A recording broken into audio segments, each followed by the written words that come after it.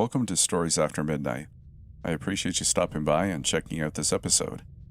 Today we will be reading. I bought my first house and found this weird notebook in the bedroom. The things the previous owner wrote were perfect for this sub. The realtor said the house has been empty since 2006. So I really hope you enjoy this video, or this podcast episode, wherever you found this. Let's get started. A few weeks ago, I bought my first house. Well, it's more of a cabin than a house, but I'm finally living on my own away from the city in a quiet area by a national park. The closest neighbor is about a quarter mile from me, and I'm the last house on the road, before it becomes a hiking trail leading to the park another quarter mile in the other direction.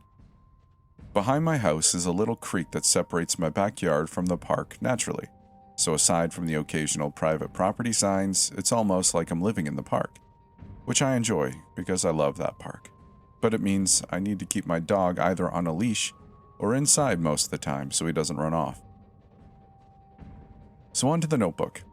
It's nothing fancy or particularly old looking, just a beat up, wide ruled store brand you'd get a pack of 5 for a few dollars. I only know it's pretty old because of how beat up it is in the first entries from 2006. I found it hidden under a loose floorboard in the bedroom. I've typed out a few of the entries because I guess the paper is so old you can't really make out the writing in any photo I took. I said guess because it looked clear and legible on my phone in the camera app, but every pic comes out of focus and too blurry to read. Anyway, here are the highlights starting with the first entry, then jumping to where things get weird. May 29th, 2006. I finally have my first house. They say that the satellite reception is spotty at best, and the phone company can't get the internet hookup to work right. But I'm not interested in any of that anyway. I'm here to be alone with my books and my kitties, Mr. and Mrs. Smith. We're about to snuggle up with a book by the fire for our first night. June 24th, 2006. Last night was kind of weird. I was cuddling with Mrs. Smith on the sofa when I heard the little mister calling for me from the kitchen. But when I got up, he came running from the bedroom, which is on the other side of the house from the kitchen. So I went to the kitchen to see what the sound was, and didn't find anything.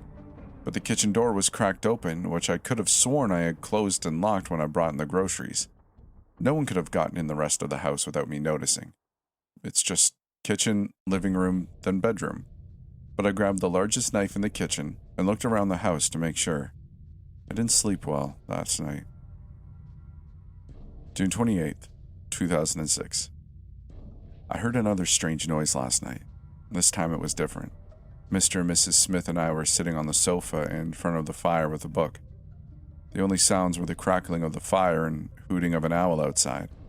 Then I heard what I thought was 2 feral cats fighting outside, but the sounds they were making got louder and louder, and deeper, that it started to not sound like little house cats anymore. It started to sound like lions or tigers or something. Then it got silent. And I don't mean the cats stopped fighting outside. I mean the owl stopped hooting. The fire stopped crackling. All I could hear were my own thoughts. In my confusion, I bumped a glass off my end table and it shattered on the wood floor without a sound. I thought I had gone deaf until just as suddenly as the silence came, it went. Almost all at once. It was like a dozen owls all hooted at once. The fire almost sounded like the wood was exploding in the hearth, and I heard the glass shatter almost a full minute after I had dropped it. August 10th, 2006. It's been over a month since that night. Everything went silent, and nothing strange has happened since. But Mr. Smith ran out the back door last night, and I haven't seen him all day. The missus seems distraught over it and has been meowing at the back door almost non-stop since, but every time I check for him, there's nothing there. She did get quiet for a moment while I was reading my book, but then she let out a meow that sounded like 5 at once before running into the bedroom. August 11th, 2006. Mr. Smith came back home this morning, but he's missing all the hair from his tail. He doesn't seem injured, but I took him to the vet just to be safe. They say they want to hold him overnight and run some tests. August 13th, 2006. Overnight turned into a night, a day, and then another night, but the man of the house is home. The vet says that the reason Mr. Smith didn't have any hair on his tail was he had eaten it, and apparently it was continuing to try to eat the rest of his tail. I'm not sure what happened to my little man on his trip outside, but the vet says it's anxiety and he should be better after time and medication. August 15th, 2006. I was standing in the backyard, listening to the creek, enjoying my coffee and nature, when it happened again. All the sound stopped. No birds, no creek, nothing. And the whole time, the sound was gone. I felt like I was being watched. I think I saw a building I'd never noticed out in the tree line, just before the sound came back, but I may have just been seeing things. September 6th, 2006. Mrs. Smith is a widow. I'm so heartbroken. I found my baby boy on the kitchen porch with his tail in his mouth. He choked on his own tail. I don't even know how he got out. The door was closed and locked, and he was inside when I went to bed. But I was burying him, the silence came back, and I for sure saw the building this time. It was one story, but had a staircase on the side I could see leading to the roof. It looked in disrepair, and I swear it was closer than it was last time, and it came with the feeling of being watched again. But it disappeared again before I could finish burying Mr. Smith and investigate. And the sound came back as soon as it vanished as well. I called the Rangers and asked about it, but they hung up on me saying they were tired of those prank calls. September 10th, 2006.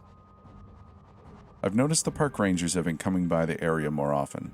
It started the day after I made the call about the strange disappearing building. They won't say anything about it when I ask, and seem to avoiding me when I go out. Something going on? September 14th, 2006. I guess the park rangers found what they were looking for. They haven't been by in a few days. Started hearing those feral cats fighting outside again, though. They sound like they're right outside my window, but I never see anything out there. September 15th, 2006. Holy crap. What the hell? The silence came back and I saw the building. I don't know. Materialize? Out of nowhere? Maybe the grief of losing Mr. Smith combined with living alone is getting to me. After my last few experiences with the park rangers, I don't think I'll be calling them this time, though. September 16th, 2006.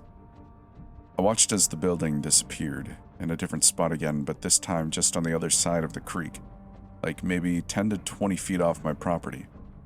I could see it from my kitchen window when I was making my morning coffee. I noticed it's not a building, just a wall with that single fire escape style staircase on the side. But the building appearing isn't the most unsettling thing. Something, this was underlined multiple times, came down the stairs. I couldn't get a good look at it, or where it came from, but it came down the stairs. The thing looked, I don't know how to describe it, blurry? Like I was looking at it through a camera that was out of focus. It was almost like a bear, but it walked on two legs going down the stairs, before getting on all fours and running into the forest. The stairs left shortly after it, again underlined multiple times, ran off and the sound returned. I also haven't seen Mrs. Smith since yesterday and I'm worried. September 18th, 2006. Mrs. Smith's collar was on the kitchen porch this morning. It was sitting like someone had placed it there with the tag facing the door. Last night, even though it was raining and I could see the lightning, I didn't hear any thunder.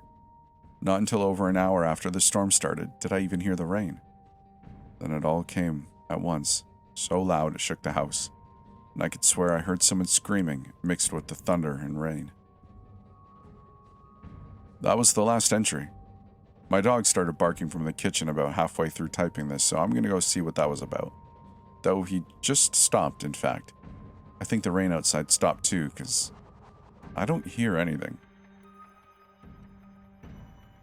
That's it. That's it for this story. I really appreciate you sticking by and hearing this one out. I hope you enjoyed it. If you did, like the video. If you want to hear more, give me a subscribe. And as every YouTuber says, you know it's free to subscribe, right? I mean, I just laugh at myself every time I hear that. But anyway, that's a tongue-in-cheek joke, just so you know.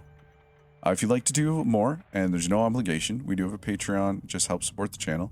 Also, YouTube memberships. I am looking for feedback on said tiers because right now I don't have anything. So if you are considering becoming a patron and would like to see a little bit of a something, give and take, let me know.